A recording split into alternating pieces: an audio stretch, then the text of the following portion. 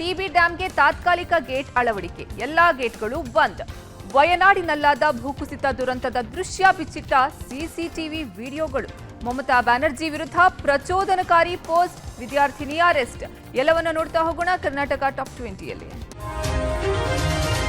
CM Siddaramaiah MUDA ಸುಳಿಯಲ್ಲಿ ಸಿಲುಕಿದ್ದಾರೆ. ರಾಜ್ಯಪಾಲರು ಈಗಾಗಲೇ ಸಿದ್ದರಾಮಯ್ಯ ವಿರುದ್ಧ ತನಿಖೆ ನಡೆಸುವಂತೆ ಪ್ರಾಸಿಕ್ಯೂಷನ್ಗೆ ಅನುಮತಿ ಕೊಟ್ಟಿದ್ದಾರೆ. ಇದೀಗ ಸಿಎಂ ಪರ ವಿರೋಧ ಅನೇಕ ಹೋರಾಟಗಳು ಸಹ ನಡೀತಾ ಇವೆ. ಈ ಮಧ್ಯೆ ಸಿಎಂ ಪರ ನಿಲ್ಲುವಂತೆ ಸಚಿವರು, ಶಾಸಕರಿಗೆ ಈಗಾಗಲೇ ಹೈಕಮಾಂಡ್ ಸೂಚನೆಯನ್ನು ನೀಡಿದೆ. ಇದೀಗ ಸಿದ್ದರಾಮಯ್ಯ ಸದ್ಯಕ್ಕೆ ಸೇಫ್ ಆದರೂ ಮುಂದೆಯೂ ಅದೇ ಸ್ಟ್ಯಾಂಡ್ ತೆಗೆದುಕೊಳ್ಳುವುದು ಅನಿವಾರ್ಯ ಅಂತ Congress high command plan B game plan ready ಮಾಡಿಕೊಂಡಿದೆ. ಈಗಾಗಲೇ ದಾಖಲೆಗಳನ್ನ ಪ್ರತ್ಯೇಕವಾಗಿ ಪರಿಶೀಲನೆ ನಡೆಸಿರುವ ಎಐಸಿಸಿ ಸಿಎಂ ವಿರುದ್ಧದ ಆರೋಪಗಳ ಬಗ್ಗೆ ಕಾನೂನು ತಜ್ಞರಿಂದ ಪ್ರತ್ಯೇಕ ಪರಿಶೀಲನೆ ನಡೆಸಿದೆ. ರಾಜಕೀಯ ಹೋರಾಟದಲ್ಲಿ ಕಡೆ ತನಕ ನಿಲ್ಲಬೇಕು ಎಂಬ ಸಂದೇಶ ಆಯಿತು. ಆದರೆ ಕಾನೂನು ಹೋರಾಟದಲ್ಲಿ ಹಿನ್ನಡೆಯಾದರೆ ಪ್ಲಾನ್ ಬಿ ತಯಾರಿಗೆ ತಂತ್ರ ರೂಪಿಸಿದೆ. ಇನ್ನು ಈಗಾಗಲೇ ಎಐಸಿಸಿ ನಾಯಕರ ಮಟ್ಟದಲ್ಲಿ ಪ್ಲಾನ್ ಬಿ ಬ್ಲೂ ಪ್ರಿಂಟ್ ಬಗ್ಗೆ ಚರ್ಚೆ ನಡೆದಿದ್ದು, ಬುಧವಾರದ ಬಳಿಕ ಎಐಸಿಸಿಯಿಂದ ಪ್ಲಾನ್ ಬಿ ಬ್ಲೂ ಪ್ರಿಂಟ್ ರೆಡಿಯಾಗುತ್ತಾ ಎಂಬ ಪ್ರಶ್ನೆ ಮೂಡಿದೆ. ಅಲ್ಲದೆ ಕರ್ನಾಟಕ ರಾಜಕೀಯ ಬೆಳವಣಿಗೆ, ಜಾತಿ ರಾಜಕಾರಣವೇ ಪ್ಲಾನ್ ಬಿಗೆ ಆಧಾರವಾಗಿದ್ದು, ಪ್ಲಾನ್ ಬಿ ಸಿದ್ಧವಾದರೆ ಆಗಲೂ ಸಿಎಂ ಸಿದ್ದರಾಮಯ್ಯ ಸೇಫ್ ಆಗ್ತಾರಾ, ಸಂಕಟವನ್ನೇ ಅನುಭವಿಸ್ತಾರಾ, ಕಾದು ನೋಡಬೇಕಿದೆ.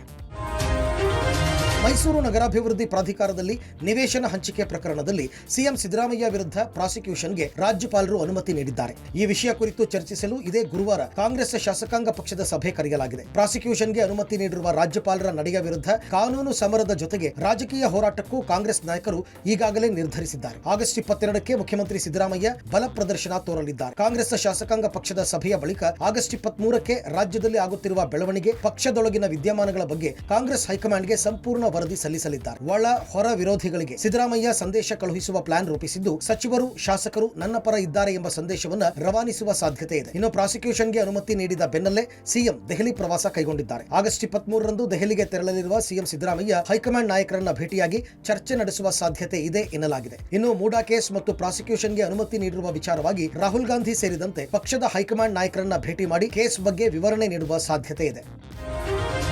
ಸಿಲಿಕಾನ್ ಸಿಟಿ ಬೆಂಗಳೂರಿನಲ್ಲಿ ವರುಣ ಅಬ್ಬರಿಸಿ ಬುಬ್ಬಿರಿತಿದ್ದಾನೆ. ಬೆಂಗಳೂರಿನ ಹೆಬ್ಬಾಳ, ಆರ್ಟಿ ನಗರ, ಕೊಡಿಗೆಹಳ್ಳಿ, ಸಹಕಾರ ನಗರ, ಬಿಇಎಲ್ ಸರ್ಕಲ್, ಏರ್ಪೋರ್ಟ್ ರಸ್ತೆ, ಯಲಹಂಕ, ನಾಗಾವರ, ವಿಧಾನಸೌಧ, ವಸಂತನಗರ, ರಾಜಾಜಿನಗರ, ವಿಜಯನಗರ, ಮೆಜೆಸ್ಟಿಕ್, ಶೇಷಾದ್ರಿಪುರಂ, ವೀರಣ್ಣಪಾಳ್ಯ ಸೇರಿದಂತೆ ಹಲವೆಡೆ ಗುಡುಗು ಸಹಿತ ಭಾರಿ ಮಳೆಯಾಗಿದೆ. ಮಳೆಯ ಅಬ್ಬರಕ್ಕೆ ಕೆಲವೆಡೆ ರಸ್ತೆಯೆಲ್ಲ ಮಂಡಿಯುದ್ದ ನೀರು ನಿಂತರೆ ಇನ್ನು ಕೆಲವೆಡೆ ತಗ್ಗು ಪ್ರದೇಶದ ಮನೆಗಳಿಗೆ ನೀರು ನುಗ್ಗಿ ಅವಾಂತರ ಸೃಷ್ಟಿಯಾಗಿದೆ. ರಸ್ತೆಯಲ್ಲಿಯೇ ಮಳೆ ನೀರು ನಿಂತ ಪರಿಣಾಮ ವಾಹನ ಸವಾರರು ಪರದಾಡಿದ್ರು. ಅರ್ಧ ಗಂಟೆ ಸುರಿದಂತಹ ಮಳೆ ಪ್ಯಾಲೇಸ್ ಗ್ರೌಂಡ್ನಿಂದ ಕಾವೇರಿ ಕಡೆ ತೆರಳುವಂತಹ ರಸ್ತೆ ಸಂಪೂರ್ಣವಾಗಿ ಜಲಾವೃತವಾಗುವಂತೆ ಮಾಡಿತ್ತು. ಪ್ಯಾಲೇಸ್ ಗುಟ್ಟಹಳ್ಳಿ ರಸ್ತೆ ಸಂಪೂರ್ಣವಾಗಿ ಮುಳುಗಡೆಯಾಗಿದ್ದು, ರಸ್ತೆಯಲ್ಲಿ ನೀರು ಉಕ್ಕಿ ಹರಿದಿದೆ. ರಸ್ತೆಯಲ್ಲಿ 2 ಅಡಿ ನೀರು ನಿಂತ ಪರಿಣಾಮ ರಸ್ತೆ ಮಧ್ಯೆಯೇ ಆಟೋ, ದ್ವಿಚಕ್ರ ವಾಹನಗಳು ಕೆಟ್ಟು ನಿಂತಿದ್ವು. ಹೆಬ್ಬಾಳದಲ್ಲೂ ಕೂಡ ಭಾರಿ ಮಳೆಯಿಂದ ಟ್ರಾಫಿಕ್ ಜಾಮ್ ಉಂಟಾಗಿತ್ತು. ಕಿಲೋಮೀಟರ್ ಗಟ್ಟಲೆ ವಾಹನಗಳು ಸಾಲುಗಟ್ಟಿ ನಿಂತಿದ್ವು.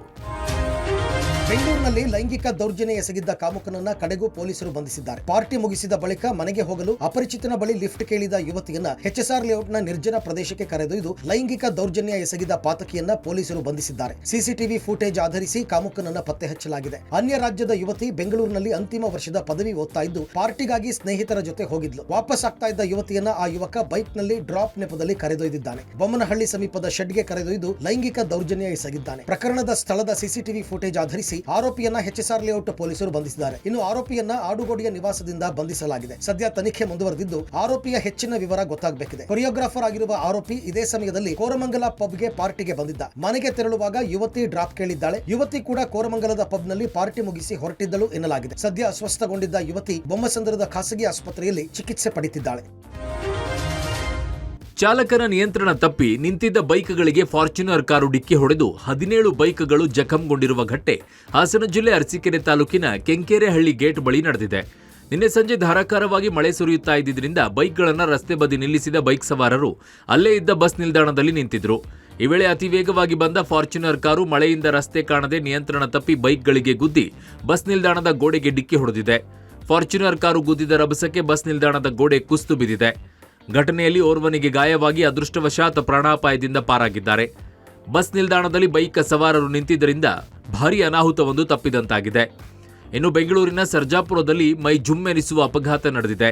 ವೇಗವಾಗಿ ಬಂದ ಕಾರೊಂದು ದ್ವಿಚಕ್ರ ವಾಹನಕ್ಕೆ ಡಿಕ್ಕಿ ಹೊಡೆದಿದೆ. ಬೈಕ್ಗೆ ಡಿಕ್ಕಿ ಹೊಡೆಯುವ ದೃಶ್ಯ ಕಾರ್ನ ಡ್ಯಾಶ್ಬೋರ್ಡ್ನಲ್ಲಿ ಸೆರೆಯಾಗಿದೆ. ಕಾರ್ ಡಿಕ್ಕಿಯಾದ ರಭಸಕ್ಕೆ ಬೈಕ್ ಸಮೇತ ಸವಾರ ಹಾರಿ ಬಿದ್ದಿದ್ದಾನೆ. ಅದೃಷ್ಟವಶಾತ್ ಬೈಕ್ ಸವಾರ ಪ್ರಾಣಾಪಾಯದಿಂದ ಪಾರಾಗಿದ್ದಾನೆ.